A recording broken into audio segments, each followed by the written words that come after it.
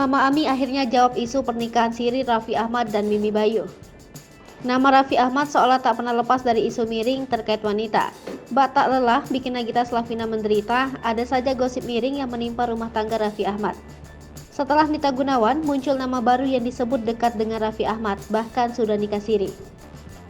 Hal yang lebih bikin netizen geram, sosok wanita tersebut adalah karyawan Raffi Ahmad sendiri.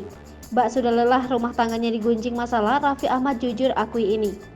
Dijelaskan oleh Raffi Ahmad, sosok Mimi Bayu memang sudah lama bekerja dengannya. Sebelum Rans Entertainment terbentuk, Mimi Bayu disebut Raffi Ahmad sudah lama bekerja padanya. Kemudian Raffi Ahmad menjelaskan soal foto berduaan dengan Mimi Bayu di dalam jet pribadi. Raffi Ahmad pun mengklarifikasi soal foto berdua dengan Mimi Bayu saat berada di jet pribadi yang lain. Apalagi dalam jet pribadi terlihat Mimi Bayu mesra dengan Raffi Ahmad. Sang karyawan tampak berpegangan tangan dengan suami Nagita Slavina.